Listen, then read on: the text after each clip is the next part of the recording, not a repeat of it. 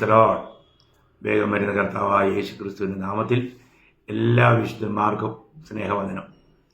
കർത്താവിൻ്റെ വലിയ കൃപയാൽ ഒരു ദിവസം കൂടി, ഒരവസരം കൂടി നമുക്ക് ഈ നിലയിൽ ദൈവത്തിൻ്റെ വചനം കേൾക്കുവാനും പഠിക്കുവാനും കർത്താവ് തന്നത് ഓർത്ത് കർത്താവിനെ സ്തുതിക്കുന്നു. വളരെ സന്തോഷമുണ്ട് വീണ്ടും ഈ നിലയിൽ സന്ധിക്കുവാനായിട്ട് കർത്താവ് അവസരം തന്നതിൽ. നമ്മുടെ ധ്യാന വിഷയത്തിലേക്ക് തന്നെ നമുക്ക് പോകാം. നമ്മുടെ സമയങ്ങൾ വിലപ്പെട്ടതല്ലേ, സമയത്തിന് പോലും നമ്മൾ കർത്താവിന് കണക്ക് കൊടുക്കണം. അപ്പോൾ നമ്മൾ കഴിഞ്ഞ പ്രാവശ്യം കണ്ടത് രക്ഷയുടെ വ്യത്യസ്തമായ അനുഭവങ്ങൾ എന്ന കാര്യത്തിൽ ഒന്നാമതായി കണ്ടത് വീണ്ടും ജനനം എന്നതായിരുന്നു. അപ്പോൾ നമ്മളൊരു യഥാർത്ഥമായ വീണ്ടും ജനിച്ച വ്യക്തിയാണെങ്കിൽ വീണ്ടും അവര് പാപത്തിൽ തുടരുന്നില്ല, അല്ലെങ്കിൽ പാപം ചെയ്തുകൊണ്ടിരിക്കുന്നില്ല. കാരണം 1 യോഹന്നാൻ 3:9 പറയുന്നുണ്ട്, അവന്റെ ബീജം, ആ വിത്ത് നമ്മളിൽ ഉള്ളപ്പോൾ നമുക്ക് പാപം ചെയ്തുകൊണ്ടിരിക്കാൻ കഴിയില്ല. അങ്ങനെ ഒരു അവസ്ഥ ഒരു വിശുദ്ധന്റെ ജീവിതത്തിൽ ഇല്ല. പാപം വന്നു പോകാം, എന്നാൽ ചെയ്തുകൊണ്ടിരിക്കുന്നില്ല എന്നാണ് 1 യോഹന്നാൻ 3:9 പറയുന്നത്. അതേപോലെ തന്നെ 1 യോഹന്നാൻ 5:18 പറയുന്നുണ്ട്, ദൈവത്തിൽ നിന്ന് ജനിച്ചവൻ പാപം ചെയ്യുന്നില്ല. കാരണം ദുഷ്ടന് അവനെ തൊടാനായിട്ടുള്ള ഒരവസരം അവൻ കൊടുക്കുകയില്ല. അങ്ങനെ ജീവിക്കുന്ന ഒരു ജീവിതമാണ് യഥാർത്ഥ രക്ഷിക്കപ്പെട്ട ഒരു ജീവിതം. അപ്പോൾ തന്നെ നമുക്ക് ലഭിച്ച പാപക്ഷമയെക്കുറിച്ചും നമ്മുടെ അവസ്ഥയെക്കുറിച്ചും നമ്മൾ നന്നായി അറിയുന്നത് തുടർന്നുള്ള നമ്മുടെ ഒരു ജയകരമായ ജീവിതത്തിന് വളരെ അത്യന്താപേക്ഷിതമാണ്. അപ്പോൾ ഇന്ന് രണ്ടാമത്തെ ഭാഗമായിട്ട് ഞാൻ പറയുന്നത് പാപമോചനം എന്ന വിഷയമാണ്. പാപമോചനം എന്നുള്ള ഒരു സബ് ഹെഡിങ്. അതിലൂടെ ഞാൻ ഒരു കാര്യം പ്രത്യേകം പറയാം. മനുഷ്യനെ ദൈവത്തിന്റെ ശത്രുവാക്കി തീർത്തത് പാപമാണ്. പാപമാണ് മനുഷ്യനെ ദൈവത്തിന്റെ ശത്രുവാക്കി തീർത്തത്. ഏദൻ തോട്ടത്തിൽ എന്നും ദൈവം മനുഷ്യനോടുകൂടെ സല്ലപിക്കുവാനായിട്ട് എല്ലാ ദിവസവും വരുമായിരുന്നു വെയിലാറുമ്പോൾ. എന്നാൽ മനുഷ്യൻ പാപം ചെയ്ത് ആ വലിയ കൂട്ടായ്മ നഷ്ടപ്പെടുത്തി. നിങ്ങൾക്കറിയാമോ തിരുവഴുദിനത്തിലെ ഒന്നാമത്തെ പ്രവചനം ഏതാണെന്ന്? ചിലപ്പോൾ പെട്ടെന്ന് നിങ്ങൾക്ക് ഉണ്ടാകുന്ന ചിന്ത ഉൽപ്പത്തി 3:15 അതല്ല. ഒന്നാമത്തെ പ്രവചനം ഉൽപ്പത്തി പുസ്തകം 2:17 കാരണം ദൈവം തന്നെ പറഞ്ഞ ഒരു പ്രവചനവാക്യമാണ്. കാരണം നന്മ തിന്മകളുടെ അറിവിന്റെ വൃക്ഷത്തിന്റെ ഫലം തിന്നുന്ന നാളിൽ നിങ്ങൾ മരിക്കും. അപ്പോൾ നന്മ തിന്മകളുടെ വൃക്ഷത്തിന്റെ ഫലം അത് തിന്നരുതെന്ന് ദൈവം കൽപ്പിച്ചതാണ്. നിങ്ങൾ തിന്നരുത്, തിന്നുന്ന നാളിൽ നിങ്ങൾ മരിക്കുമെന്ന് പറഞ്ഞു. നോക്കുക, വാസ്തവത്തില് അവിടെ ആ മരണം ഇത്ര വ്യാപകമായ ഒന്നാണെന്ന് അവർ ഉണ്ടാകില്ല. ഇന്നും അതിന്റെ യാഥാർത്ഥ്യം മനസ്സിലാക്കാത്ത എത്രയോ വിശുദ്ധന്മാരുണ്ട്. പാപം മനുഷ്യനെ 3 നിലയിലുള്ള മരണത്തിലേക്ക് മാറ്റുകയുണ്ടായി. 1 ആത്മീയ മരണം, 2 ശാരീരിക മരണം, 3 നിത്യമരണം. ഞാൻ ഈ പറയുന്ന കാര്യങ്ങൾ നിങ്ങൾക്ക് മനസ്സിലാകുന്നുണ്ടാവും എന്ന് ഞാൻ വിശ്വസിക്കുക. ആത്മീയ മരണം എന്ന് പറയുമ്പോൾ പിന്നീട് അവർക്ക് ദൈവവുമായിട്ട് തുടർന്ന് ആ ഏദൻ തോട്ടത്തിലുള്ള ആ സന്തോഷത്തിൽ ജീവിക്കുവാൻ കഴിഞ്ഞില്ല. അവരെ ഏദൻ തോട്ടത്തിൽ നിന്ന് പുറത്താക്കി. അവർക്ക് ദൈവവുമായിട്ടുള്ള ആ കൂട്ടായ്മ അവർക്ക് നഷ്ടപ്പെട്ടു. അപ്പോൾ അവിടെ എന്ത് സംഭവിച്ചു? ആത്മീയ മരണം സംഭവിച്ചു. ആത്മീയ മരണം എന്ന് പറയുമ്പോൾ നിങ്ങൾക്കറിയാം, വേർപാട് എന്ന അതിൻ്റെ അർത്ഥം. അപ്പോൾ ഒന്ന്, അവിടെ ആ ദൈവവുമായിട്ടുള്ള കൂട്ടായ്മ നഷ്ടപ്പെട്ടു. രണ്ടാമത് പിന്നെ വരുന്നത് റോമർ 6:21 വായിക്കുന്ന പോലെ പാപത്തിന്റെ ശമ്പളം മരണം. ഈ മരണം ശാരീരിക മരണത്തെക്കുറിച്ചാണ് പറയുന്നത്. നമ്മൾ എബ്രായർ 9:27 വായിക്കുന്നുണ്ടല്ലോ, ഒരിക്കൽ മരണവും പിന്നെ ന്യായവിധിയും എന്ന് പറഞ്ഞാൽ നമ്മുടെ ശരീരത്തിൽ നിന്നും നമ്മുടെ പ്രാണനും ആത്മാവും വേർപെട്ട് കഴിയുമ്പോൾ ശരീരം നിർജീവമാകുന്നു, ആ മരണം. ആ മരണം പാപത്തിന്റെ ഫലമാണ്. അപ്പോൾ നമ്മൾ റോമർ 5:12 വായിക്കുന്നുണ്ട്, ഏകനാൽ പാവവും പാപത്താൽ മരണവും എല്ലാവരിലും പറഞ്ഞിരിക്കുന്നു. അതിന് കാരണം അതേ റോമർ 5:19 നമ്മൾ വായിക്കുന്നുണ്ട്, ഏകന്റെ അനുസരണക്കേടിനാൽ. അപ്പോൾ അനുസരണക്കേടായിരുന്നു. ദൈവം പറഞ്ഞിരുന്നതിനോട് അവർ മറുതലിച്ചു. ആ അനുസരണക്കേട് അവരെ പാപികളാക്കി മാറ്റി. നമ്മൾ ചിന്തിക്കണം. അപ്പോൾ ഈ മരണം കൂടാതെ മറ്റൊരു മരണമുണ്ട്. അത് പാപത്തിൽ തന്നെ ജീവിച്ച് പാപത്തിൽ മരിക്കുന്നതോടുള്ള ബന്ധത്തിലാണ്. അതിനെ രണ്ടാം മരണം എന്നാണ് ബൈബിള് വിശേഷിപ്പിക്കുന്നത്. നമുക്കറിയാം, വെളിപ്പാട് 21:8. അപ്പോൾ അവിടെ നമ്മൾക്ക് വായിക്കാൻ കഴിയുന്നത്, ഞാൻ ആ വാക്യം ഞാനൊന്ന് വായിക്കാം. എല്ലാ വാക്യങ്ങളും വായിച്ചില്ലെങ്കിലും ഇതൊക്കെ ദൈവമക്കൾക്ക് വളരെ സുപരിചിതമായതുകൊണ്ട് ഞാൻ പറഞ്ഞങ്ങ് വിടുന്നേ ഉള്ളൂ. എന്നാൽ വീരുക്കൾ, അവിശ്വാസികൾ, അറയ്ക്കപ്പെട്ടവർ, കുലപാതകന്മാർ, തുറന്നുനടപ്പുകാർ, ക്ഷുദ്രക്കാർ, വ്യപാരാദികൾ എന്നിവർക്കും ഫോഷ്ക്ക് പറയുന്ന ഏവർക്കുമുള്ള ഓഹരി തീയും ഗന്ധവും കത്തുന്ന പൊയ്യയിലത്രയും. അത് രണ്ടാമത്തെ മരണം. അതിനെ രണ്ടാമത്തെ മരണം എന്ന് പറഞ്ഞാൽ അത് എന്നേക്കും, ആ മരണത്തോടുകൂടി എന്നേക്കുമായി ദൈവത്തിൽ നിന്ന് വേർപെട്ടു പോവുക. പിന്നീട് ദൈവവുമായിട്ട് ബന്ധപ്പെടുവാൻ ആർക്കും കഴിയില്ല. അപ്പോൾ നമ്മളിവിടെ നമ്മുടെ ജീവിതത്തിൽ ഇനി ദൈവവുമായി ബന്ധപ്പെടണമെങ്കിൽ നമ്മുടെ പാപങ്ങൾ മോചിക്കപ്പെടണം. നമ്മൾ പാപമോചനം പ്രാപിക്കണം. അതിനാണ് നമ്മൾ കഴിഞ്ഞ പ്രാവശ്യം രക്ഷ അല്ലെങ്കിൽ വീണ്ടും ജന്മം എന്ന കാര്യത്തെക്കുറിച്ച് പഠിച്ചത്. അപ്പോൾ ഈ പാപമോചനം തരുന്നത് ഒരു മനുഷ്യനല്ല, ദൈവമാണ്. ദൈവം തന്നെ നമുക്ക് വേണ്ടി പാപമോചനം അല്ലെങ്കിൽ രക്ഷ ഒരുക്കണം. അപ്പോൾ ദൈവം ഒരുക്കി ആ വലിയ രക്ഷ. ഇത്ര വലിയ രക്ഷ എന്ന് നമ്മൾ എബ്രായർ 2:3-4 വായിക്കുമ്പോൾ, ഇത്ര വലിയ രക്ഷയെ ഗണ്യമാക്കാതെ പോയാൽ എങ്ങനെ തെറ്റിയൊഴിയും? ഒരു വലിയ ചോദ്യമാണ്. ഇത്ര വലിയ രക്ഷ എന്ന് പറഞ്ഞാൽ ദൈവം തന്റെ ഏകജാതനായ പുത്രനെ നൽകിക്കൊണ്ട് ഒരുക്കിയ രക്ഷയാണ്. ദൈവത്തോളവും വലിപ്പമുള്ള വലിയ രക്ഷ. ആ രക്ഷ എല്ലാവർക്കും വേണ്ടി, എല്ലാവരും രക്ഷിക്കപ്പെടണം, ദൈവ പരിജ്ഞാനത്തിലെത്തണം എന്നാണ് ദൈവത്തിന്റെ ആഗ്രഹമെന്ന് 1 തിമോത്തി 2:4 നമ്മൾ വായിക്കുന്നുണ്ട്. അപ്പോൾ തീത്തോസ് 2:11 വായിക്കുന്നുണ്ട്, എല്ലാവർക്കും രക്ഷ ദൈവം ഒരുക്കിയിരിക്കുക ദാനമായിട്ട്. അപ്പോൾ രക്ഷാദാനമാണ്. അത് കേട്ട് നമ്മൾ വിശ്വസിക്കണമെന്ന് മാത്രം. അത് എഫേസ്യർ 2:8 നമ്മൾ ആ കാര്യം വായിക്കുന്നുണ്ട്. നമ്മൾ മനസ്സിലാക്കണം. നമ്മൾ ദൈവത്താൽ നമുക്ക് ഈ പാപമോചനം നമുക്ക് ലഭിച്ചു എന്നുള്ള ഒരു ഉറപ്പ് വേണം. കാരണം അതെങ്ങനെയാണ്, അല്ലെങ്കിൽ അത് ദൈവം ഒരുക്കിയതും നമുക്ക് പ്രാപ്യമാകുന്നതും എങ്ങനെയാണെന്നുള്ള ഒരു ചെറിയ പഠനമാണ് ഇന്ന് ഞാൻ നിങ്ങളുമായിട്ട് പങ്കുവയ്ക്കുന്നത്. ഇതൊക്കെ ചിലപ്പോൾ ഒരു ബാലപാഠം പോലെ ചിലർക്ക് തോന്നാം. എങ്കിലും ഇത് നമ്മൾ അറിഞ്ഞിരിക്കേണ്ടതും നമ്മൾ അതിനുവേണ്ടി നന്ദി കരയേറ്റേണ്ടതുമായിട്ടുള്ള വിഷയമാണ്. അപ്പോൾ ഇവിടെ ഒന്നാമത്തെ കാര്യം ഞാൻ ഓർപ്പിക്കാം. ഇവിടെ നമ്മൾ ഏത് പാപം ചെയ്താലും നമ്മൾ ദൈവത്തിനെതിരെയാണ് പാപം ചെയ്യുന്നത്. ഏത് പാപം ചെയ്താലും. അതുകൊണ്ടാണ് ദാവീദ് 51-ാം സങ്കീർത്തനം 4-ാം വാക്യത്തിന്റെ ആരംഭത്തിൽ തന്നെ നമ്മൾ വായിക്കുന്നത്, നിന്നോടല്ലോ ഞാൻ പാപം ചെയ്തത്. അപ്പോൾ ഇവിടെ ബത്ശേബയുമായിട്ടുള്ള പാപത്തോടുള്ള ബന്ധത്തിലുള്ള വിഷയമാണെങ്കിലും ഇവിടെ ദാവീദ് പറയാണ്, നിന്നോടല്ലോ ഞാൻ പാപം ചെയ്തത്. നോക്കണം. അപ്പം നമ്മൾ ഓരോ പാപം ചെയ്യുമ്പോഴും അത് നമ്മൾ ദൈവത്തിനെതിരെ ചെയ്യുന്നതാണ് എന്നുള്ളത് നമ്മൾ നല്ലപോലെ മനസ്സിലാക്കണം. ചെറുതോ വലുതോ എന്തായാലും നമുക്ക് ചെറുതായിട്ട് തോന്നിയാലും അത് ദൈവദൃഷ്ടിയിൽ ചെറുതാകണമെന്നില്ല. അപ്പോൾ പാപം പാപമാണ്. അതുകൊണ്ട് നമ്മളൊരു മനസ്സിലാക്കേണ്ടത്, ദൈവത്തോടാണ് നമ്മൾ പാപം ചെയ്യുന്നത്. അത് നമ്മൾക്കറിയാം. നമ്മൾ സാധാരണ മുടിയൻ പുത്രൻ എന്നൊക്കെ പറയുന്ന ആ പിതാവിൻ്റെ ഇളയ മകൻ, അവന് സുബോധം വന്നപ്പോൾ അവന് മനസ്സിലായി, ഞാൻ ഈ ആയിരിക്കുന്നത് എൻ്റെ തെറ്റാണ്. താൻ അവിടെ മാനസാന്തരപ്പെടുന്നു. തൻ്റെ പിതാവിൻ്റെ ഭവനത്തിലേക്ക് താൻ വരുന്നു. തൻ്റെ പിതാവിനെ കാണുമ്പോൾ താൻ പിതാവിനോട് പറയുന്നത് എന്താണ്?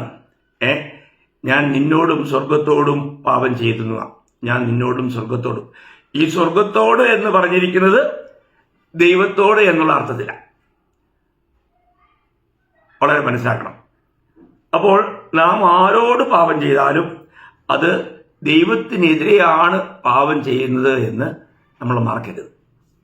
നമുക്കറിയാം, നമ്മൾ ഉൽപ്പത്തി പുസ്തകം അതിൻ്റെ 20-ാം അധ്യായം 6-7 വാക്യം വായിക്കുമ്പോൾ, പിന്നെ അബ്രഹാമിൻ്റെ ഭാര്യയായ സാറയെ അബീമേലെക്ക് പിടിച്ചോണ്ട് പോയിട്ട് അബീമേലെക്കിനോട് ദൈവം ഇടപെടുന്നത് നമുക്കവിടെ കാണാൻ പറ്റും. അപ്പോൾ ദൈവം ഇടപെട്ട് അബീമേലെക്കിനോട് പറയുന്നത്, നീ ആ സ്ത്രീയെ വിട്ടുകൊടുക്കുന്നില്ല എങ്കിൽ നീ മരിക്കും. കാരണം അവനൊരു പ്രവാചകനാണ്. അതുകൊണ്ട് ഉടനെ അബീമേലെക്ക് ആകപ്പാടെ വിറച്ചുപോയി. അബീമേലെക്ക് പറയുന്നത്, ദൈവമേ, ഞാൻ തെറ്റ് ചെയ്തില്ലല്ലോ. അപ്പോൾ അവൻ ഏതെങ്കിലും നിലയിലുള്ള ഒരു പാപത്തിലേക്ക് വീഴുന്നതിന് മുൻപ് തന്നെ കർത്താവ് കാര്യം പറഞ്ഞുണർത്തുകയായിരുന്നു. അവിടെ കർത്താവ് പറയുന്നൊരു കാര്യമുണ്ട്, നീ എന്നോട് പാപം ചെയ്യാതിരിക്കേണ്ടതിന് ഞാൻ നിന്നെ തടുത്തു. നോക്കണം, നിങ്ങൾ ഉൽപ്പത്തി പുസ്തകം 20-ാം അധ്യായം 6-7 വാക്യം നിങ്ങൾ വായിക്കുക. ആ 20-ാം അധ്യായം നിങ്ങൾ ഒന്നുമുതൽ വായിച്ചാലും അതിൻ്റെ സംഭവങ്ങളെല്ലാം നിങ്ങൾക്ക് കൃത്യമായി മനസ്സിലാവും. അപ്പോൾ അവിടെ ദൈവം പറയുന്നൊരു കാര്യം, നീ എനിക്കെതിരെ പാപം ചെയ്യാതിരിക്കേണ്ടതിന് ഞാൻ നിന്നെ തടുത്തു എന്ന് പറയുന്നത്. പ്രിയമുള്ളവരെ, പാപം ചെയ്യാതിരിക്കുവാൻ ദൈവം നമ്മളെ തടുക്കുന്നു എന്നുള്ളത് എത്ര വലിയ കാര്യമാണ്. അപ്പോൾ നമ്മൾ പാപം നീ എനിക്കെതിരെ പാപം ചെയ്യുക. അപ്പോൾ നീ പാപം ചെയ്താൽ എന്താണ്? എനിക്കെതിരെ പാപം ചെയ്യുക. അതാണ് വിഷയം. നമ്മൾ ചെയ്യുന്ന ഏതൊരു പാപം. അതുകൊണ്ടല്ലേ നമ്മൾ ജോസഫിൻ്റെ വിഷയത്തിൽ നമ്മൾ വായിക്കുന്നത്. നമ്മൾ ഉൽപ്പത്തി പുസ്തകം 39-ാം അധ്യായത്തിൻ്റെ 9-ാം വാക്യത്തിൽ പോത്തിഫറിന്റെ ഭാര്യയോട് യോസഫ് പറയുന്നൊരു കാര്യമുണ്ട്, ഇവിടെ എല്ലാം എൻ്റെ കയ്യിലാണ്, നീ ഒഴികെ. അതുകൊണ്ട് ഞാൻ ഈ വലിയ അപരാധം ചെയ്ത് ഞാൻ ദൈവത്തോട് പാപം ചെയ്യുകയോ? ഞാൻ അങ്ങനെ ചെയ്താൽ ഞാൻ ദൈവത്തിനെതിരെ പാപം ചെയ്യുന്നു എന്നാണ് യോസഫ് പറയുന്നത്. അപ്പോൾ ഒരു തെറ്റ് ചെയ്യുമ്പോൾ ആ ഒരു കാര്യം എല്ലാവരും വളരെ വ്യക്തമായിട്ട് മനസ്സിലാക്കണം. നമ്മൾ ചെയ്യുന്ന ഓരോ തെറ്റുകളും ദൈവത്തിനെതിരെയാണ്. അതിന് വലിയ ശിക്ഷയുണ്ട്. അതിൻ്റെ ഒരു വിശദാംശം ഞാൻ ഈ അടുത്ത ക്ലാസ്സിലൊക്കെ ഞാനത് വിശദമാക്കി തരുമ്പോൾ നിങ്ങൾക്ക് അതിൻ്റെ ഗൗരവം മനസ്സിലാവും. നമ്മളത് ശരിക്കും മനസ്സിലാക്കണം. ദൈവം നമുക്ക് ലഭിച്ചിരിക്കുന്ന ഈ രക്ഷ, ഈ വിടുതൽ എത്ര വലിയ കാര്യമാണ്. ദൈവം നമുക്ക് വേണ്ടി ചെയ്ത് എത്ര വലിയ കാര്യമാണെന്ന് നമ്മൾ മനസ്സിലാക്കണം. അപ്പോൾ ഞാൻ ഈ പാപം മോചിക്കുവാനായിട്ട് ദൈവത്തിനല്ലാതെ മറ്റാർക്കും ഒരിക്കലും കഴിയില്ല. നമുക്കറിയാം, ഒരിക്കൽ കർത്താവിൻ്റെ അടുക്കൽ കുറേ പേര് 4 പേര് ഒരു തളർവാദ രോഗിയെ ഒരു കട്ടിലിൽ എടുത്തുകൊണ്ട് വന്നു കഴിഞ്ഞപ്പോൾ അവർക്ക് അങ്ങോട്ട് കടന്നു ചെല്ലാനായിട്ട് ഇടമുണ്ടായിരുന്നില്ല. അപ്പോൾ അവർ അതിൻ്റെ മേൽക്കൂര പൊളിച്ച് അവനെ താഴേക്ക് ഇറക്കി. അപ്പോൾ ഇത് കണ്ടപ്പോൾ കർത്താവ് പറഞ്ഞു, മകനെ, നിന്റെ പാപങ്ങൾ മോചിച്ചു തന്നിരിക്കുന്നു എന്ന് പറഞ്ഞു. ഉടനെ അവിടെ ചില ശാസ്ത്രിമാരുണ്ടായിരുന്നു. അവർ ഉടനെ പറയുന്നത് എന്താണെന്നറിയാമോ? അതിൻ്റെ മർക്കോസ് 2-ാം അധ്യായം അതിൻ്റെ 7-ാം വാക്യത്തിൽ, ദൈവം ഒരുവനല്ലാതെ പാപങ്ങളെ മോചിപ്പാൻ കഴിയുന്നവൻ ആരുമില്ല. അപ്പോൾ അവരവിടെ പറയുന്ന ഈ കാര്യത്തിലൂടെ ഒരു കാര്യം അവർ അറിഞ്ഞോ അറിയാതെ ഒരു കാര്യം സമ്മതിക്കുകയാണ്, കർത്താവായ യേശു ക്രിസ്തു ദൈവമാണെന്ന്. എന്നാൽ അവർ ദൈവദൂഷണം പറയുന്നതായിട്ടാണ് അവിടെ വ്യാഖ്യാനിക്കുന്നത്. നമ്മൾ മനസ്സിലാക്കണം, ദൈവത്തിന് മാത്രമേ പാപങ്ങൾ ക്ഷമിക്കാൻ കഴിയൂ. ദൈവത്തിനല്ലാതെ പാപങ്ങൾ മോചിക്കുവാൻ ആർക്കും കഴിയുകയില്ല. അപ്പോൾ ദൈവമക്കളെ, നമുക്ക് ലഭിച്ച പാപമോചനം ദൈവത്തിൽ നിന്നും ജനിച്ച പാപമോചനമാണ്. അപ്പോൾ ദൈവം നമുക്ക് പാപം മോചിച്ചു തന്നില്ലായിരുന്നെങ്കിൽ നമ്മുടെ അവസ്ഥ എന്തായിരുന്നു? അപ്പോൾ നമ്മൾ ഏതെല്ലാം നിലയിലുള്ള പാവാവസ്ഥയിലായിരുന്നു. ഈ പാപങ്ങളെല്ലാം ദൈവദൃഷ്ടിയിൽ എത്രയോ ഭയാനകമായ കാര്യങ്ങളാണ് എന്നതിനെക്കുറിച്ച് ചെറിയൊരു കാര്യം ഞാൻ നിങ്ങൾക്ക് ഒന്ന് പറഞ്ഞുതരാം. ഞാൻ ചില പാപങ്ങളുടെ ലിസ്റ്റുകൾ എഴുതിയിരിക്കുന്ന ചില വാക്യങ്ങൾ മാത്രം ഞാൻ നിങ്ങൾക്ക് വേണ്ടി വായിക്കാം. മനുഷ്യനെ അശുദ്ധമാക്കുന്നതും മനുഷ്യനെ ശിക്ഷായോഗ്യനാക്കുന്നതുമായിട്ടുള്ള പാപങ്ങളുടെ ചെറിയ ലിസ്റ്റ് കർത്താവ് തന്നെ പറഞ്ഞ കാര്യം ആദ്യം ഞാൻ വായിക്കാം. മർക്കോസ് അതിൻ്റെ 7-ാം അധ്യായം 21 മുതൽ 23 വരെയുള്ള വാക്യം ഞാൻ ആദ്യം വായിക്കാം. മനുഷ്യരിൽ നിന്നും പുറപ്പെടുത്തുന്നത്രേ മനുഷ്യനെ അശുദ്ധമാക്കുന്നത്. 20 മുതലാണ്. മനുഷ്യനിൽ നിന്നും പുറപ്പെടുന്നത് അത്രേ മനുഷ്യനെ അശുദ്ധനാക്കുന്നത്. അകത്തുനിന്ന് മനുഷ്യരുടെ ഹൃദയത്തിൽ നിന്ന് തന്നെ ദുശ്ചിന്ത, വ്യഭിചാരം, പരസംഗം, കുലപാതകം, മോഷണം, അത്യാഗ്രഹം, ദുഷ്ടത, ചതി, ദുഷ്കർമ്മം, വിടക്ക് കണ്ണ്, ദൂഷണം, അഹങ്കാരം, മൂഢത എന്നിവ പുറപ്പെടുന്നു. ഈ ദോഷങ്ങളെല്ലാം അകത്തുനിന്ന് പുറപ്പെട്ട് മനുഷ്യനെ അശുദ്ധനാക്കുന്നു എന്ന് അവൻ പറഞ്ഞു. നോക്കണേ, ഇതെല്ലാം മനുഷ്യനെ ദൈവത്തിൽ നിന്നും അകറ്റുന്ന പാപ സ്വഭാവങ്ങളെ കുറിച്ചാണ് പറഞ്ഞിരിക്കുന്നത്. ഇനി ഞാൻ അടുത്തൊരു വാക്യം, റോമാലേഖനം 1-ാം അധ്യായം. ഇതെല്ലാം നിങ്ങൾക്ക് പലർക്കും അറിയാം, എങ്കിലും ഞാനത് ഒന്ന് ഓർപ്പിക്കുക മാത്രമേ ചെയ്യുന്നുള്ളൂ.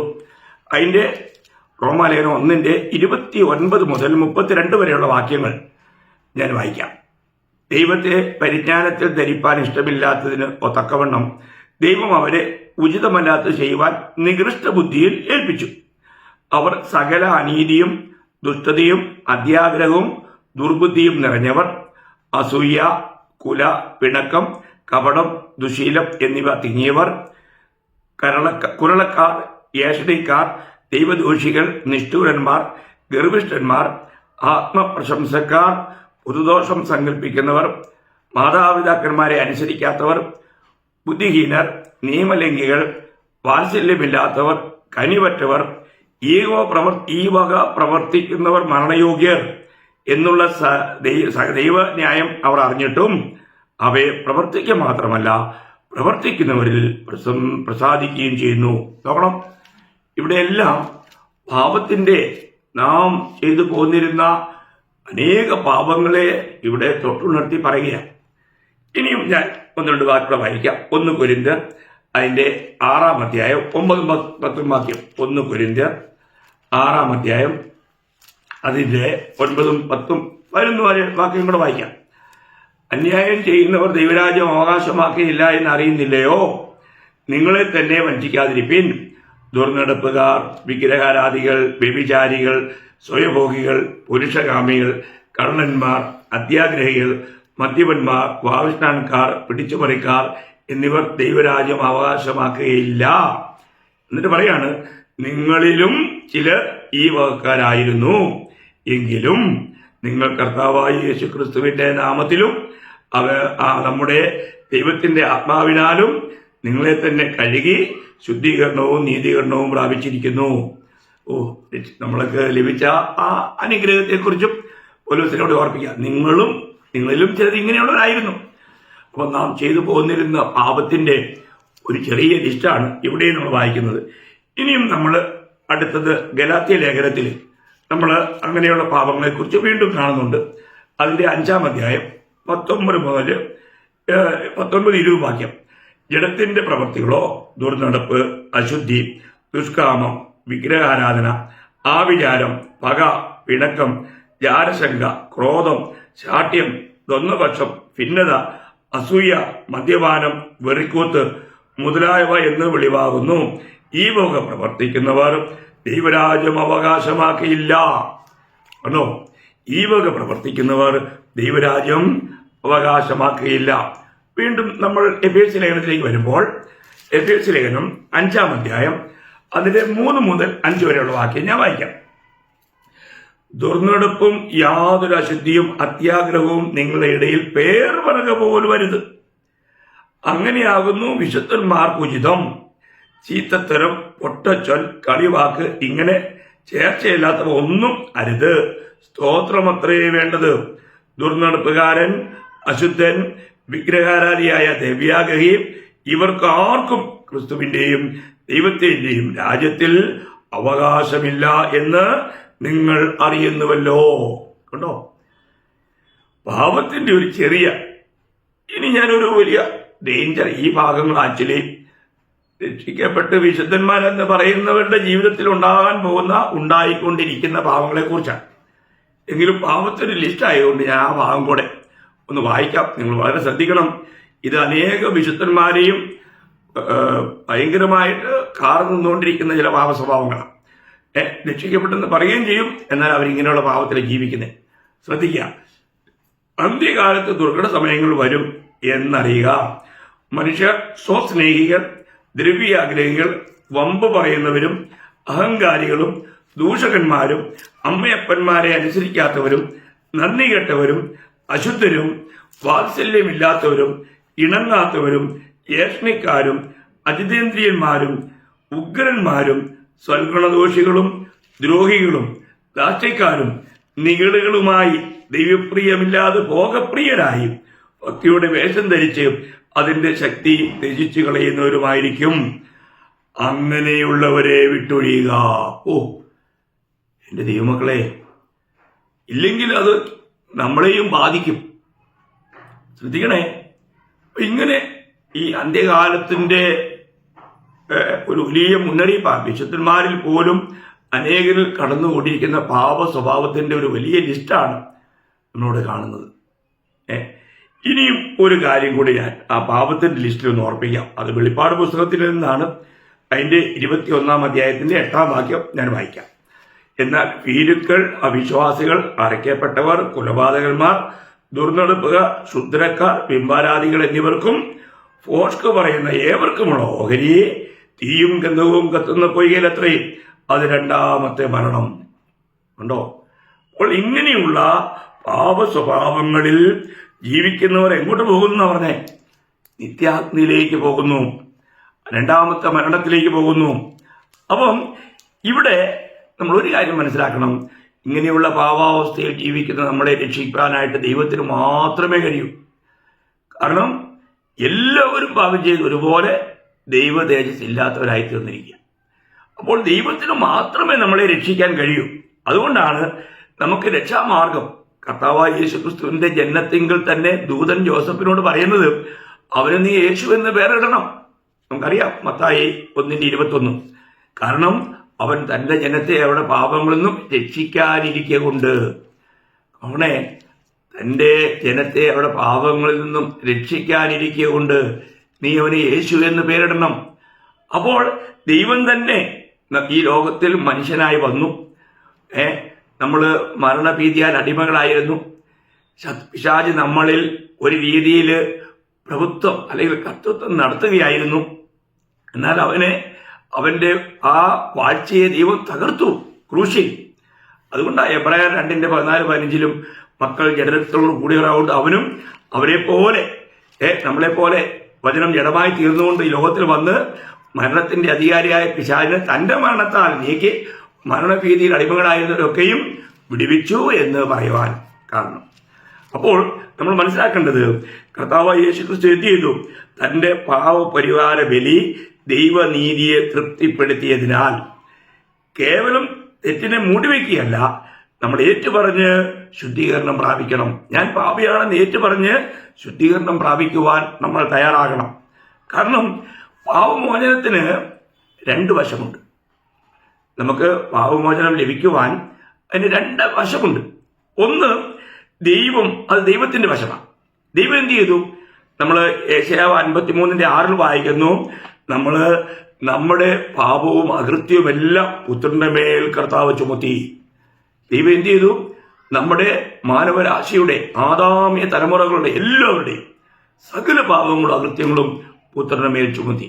അതുകൊണ്ടാണ് നമ്മൾ യെശയ്യാ 53:6 നമ്മൾ വായിക്കുന്നു.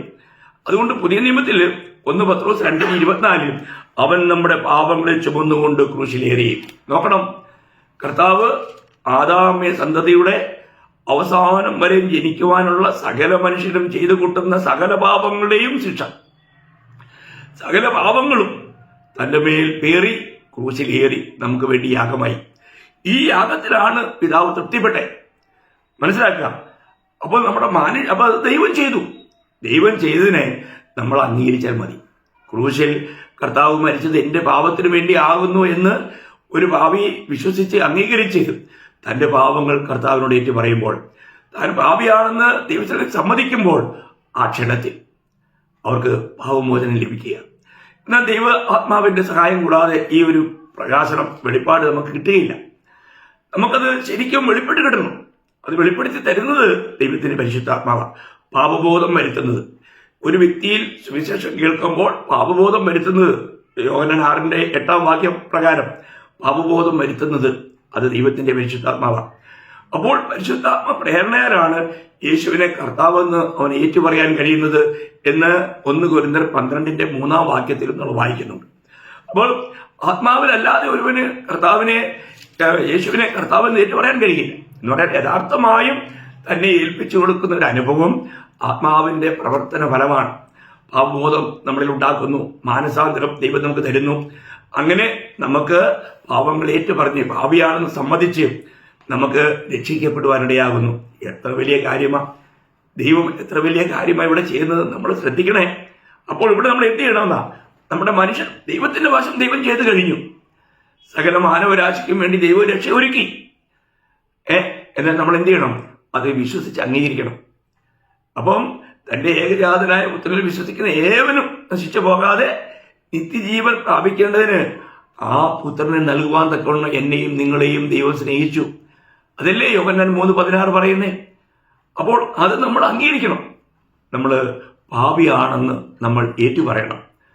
നമുക്കറിയാം 1 യോഹന്നാൻ 1:9 നാം നമ്മുടെ പാപങ്ങളെ ഏറ്റുപറയുന്നുവെങ്കിൽ അവൻ നമ്മുടെ പാപങ്ങളെ ക്ഷമിച്ച് സകല അനീതിയും പോക്കി നമ്മളെ ശുദ്ധീകരിപ്പാൻ തക്കണം വിശ്വസ്തനും നീതിമാനുമാകുന്നു. നമ്മുടെ പാപങ്ങളെ നമ്മൾ ഏറ്റുപറയണം. ഞാൻ പാപിയാണെന്ന് നമ്മൾ ഏറ്റുപറയണം. നമ്മൾ ഈ കാര്യമാണ് നമ്മൾ ദാവീദിന്റെ അനുഭവത്തിൽ നമ്മൾ വായിക്കുന്നത്. സങ്കീർത്തനം 32:5. ഞാൻ ആ വാക്യവും എല്ലാ വാക്യങ്ങളും ഞാൻ വായിക്കാതെ ജസ്റ്റ് അങ്ങ് പറഞ്ഞു പോകുന്നേ ഉള്ളൂ. എങ്കിലും ചില വാക്യങ്ങൾ ഞാൻ നിങ്ങളോട് വായിക്കുന്നത് എന്ന് പറഞ്ഞാൽ നമ്മൾ അവിടെ ചെയ്യേണ്ട ഒറ്റ കാര്യം പ്രിയമുള്ളവരെ വളരെ ലളിതമാണ്. ദാവീദ് പറയുന്നത്, ഞാൻ എന്റെ പാപം നിന്നോട് അറിയിച്ചു, എന്റെ അകൃത്യം മറച്ചിട്ടുമില്ല, എന്റെ ലംഘനങ്ങളെ യഹോവയോട് ഏറ്റുപറയും എന്ന് ഞാൻ പറഞ്ഞു. അപ്പോൾ നീ എന്റെ പാപത്തിന്റെ കുറ്റം ക്ഷമിച്ചു തന്നു. അവിടെ സേല എന്നൊരു ശബ്ദമുണ്ട്. പറഞ്ഞാൽ എല്ലാ വിശുദ്ധന്മാരും നിന്ന് ചിന്തിക്കേണ്ട ഒരു കാര്യമാണ്. നമുക്ക് പാപമോചനം ലഭിച്ചത് നമ്മുടെ ഓരോരോ പാപങ്ങൾ നമ്മൾ ഏറ്റുപറയല്ലേ. നമുക്ക് ആദ്യം പാപമോചനം ലഭിക്കുവാനായിട്ട് പാപിയാണെന്ന് നമ്മൾ സമ്മതിച്ചാൽ മതി. പാപിയാണെന്നുള്ള കുറ്റസമ്മതം നടത്തുന്നതിലൂടെ, അല്ലെങ്കിൽ നമ്മൾ ജീവിതകാലം മുഴുവൻ ചെയ്ത ഓരോ പാപങ്ങളും നമ്മൾ ദൈവത്തോട് ഏറ്റു പറയാന്ന് പറഞ്ഞാൽ ആർക്കും സാധിക്കാത്തൊരു കാര്യമാണ്. എന്നാൽ നമ്മൾ എന്ത് ചെയ്താൽ മതി? പാപിയാണെന്ന് നമ്മൾ സമ്മതിക്കണം.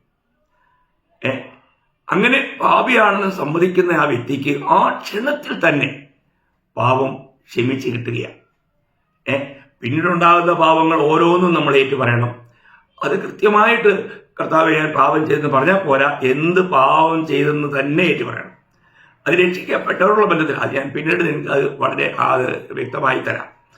എന്നാൽ ആദ്യം നമുക്ക് പാപമോചനം ലഭിക്കുവാൻ, അല്ലെങ്കിൽ വീണ്ടും ജന്മം ലഭിക്കുവാൻ, അല്ലെങ്കിൽ നാം രക്ഷിക്കപ്പെടുവാൻ നമ്മൾ ക്രൂശിൽ കർത്താവ് ചെയ്തത് എൻ്റെ പാപത്തിന്റെ പരിഹാരാർത്ഥമാണെന്ന് നമ്മൾ വിശ്വസിച്ച് അംഗീകരിച്ചാൽ മാത്രം മതി. എത്ര ലളിതമാണ് പ്രിയമുള്ളവരെ, എത്ര ലളിതമാണ്. നമ്മൾ ആ ഒരു കാര്യം നമ്മൾ ചെയ്താൽ നമുക്ക് നിത്യജീവൻ ലഭിക്കുന്നു. നമ്മൾ ദൈവമക്കളായിത്തീരുന്നു. അങ്ങനെയാണ് നമ്മൾ വീണ്ടും ജനിച്ചത്. വീണ്ടും ജനിച്ചവരെല്ലാം ആ അനുഭവമുള്ളവരാണ്.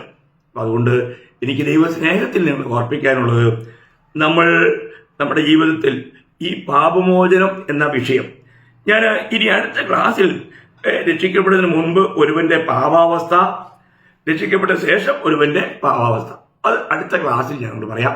കാരണം ഇപ്പോഴുള്ള സമയം നമുക്ക് അതിക്രമിച്ചിരിക്കുന്നു. അതുകൊണ്ട് ഞാൻ ഇപ്പോൾ തൽക്കാലം ഇവിടെ നിർത്തട്ടെ. നമ്മുടെ പാപങ്ങൾ നമ്മൾ രക്ഷിക്കപ്പെട്ടവരോട് എനിക്ക് പറയാനുള്ളത്, നിങ്ങൾ ചെയ്യുന്ന ഓരോ തെറ്റുകളും നിങ്ങൾ അന്നന്ന് അപ്പോൾ തന്നെ ദൈവത്തോട് ഏറ്റു പറഞ്ഞ് നിരപ്പ് പ്രാപിക്കണം. നിങ്ങൾ രക്ഷിക്കപ്പെടാത്ത ഒരു വ്യക്തിയാണെങ്കിൽ നിങ്ങൾ ജസ്റ്റ് കർത്താവിൻ്റെ അടുത്ത് അനുതാപത്തോടെ, പശ്ചാത്താപത്തോടെ തങ്ങളുടെ ഞാൻ പാപിയാണെന്ന് നിങ്ങൾ ഏറ്റു പറഞ്ഞ് നിങ്ങൾ കർത്താവിൽ നിന്നും പാപമോചനം പ്രാപിച്ച് ഒരു ദൈവമതിരായി തീർന്ന്, ഒരു വിശുദ്ധനായി തീർന്ന്, ദൈവം പാപം മോചിച്ചാൽ അവർ വിശുദ്ധരാണ്. അവരെ ദൈവം തനിക്ക് വേണ്ടി വേർതിരിക്കുന്നത് കൊണ്ടാണ് അവർക്കത് കഴിയുന്നത്. അത് ദൈവകൃപയാണ്. അപ്പോൾ ഈ രക്ഷ നിങ്ങൾ സ്വന്തമാക്കണം. ദൈവമതിരായി തീരണം, ഒരു വിശുദ്ധനായി തീരണം, ദൈവത്തിന്റെ രാജപുരോഹിതനായി തീരണം, ദൈവത്തിന്റെ അംബാസിഡറായി മാറണം. എത്ര വലിയ പദവികളാണ് രക്ഷിക്കപ്പെടുന്നവർക്ക് ദൈവം വെച്ചിരിക്കുന്നത്. അതെല്ലാം അങ്ങനെയെല്ലാം നിങ്ങളായി തീരുവാൻ കർത്താവ് വചനങ്ങളെ നിങ്ങളെ ധാരാളമായി സഹായിക്കട്ടെ. ദൈവനാമം മഹത്വപ്പെടുമാറാകട്ടെ. ആമേൻ.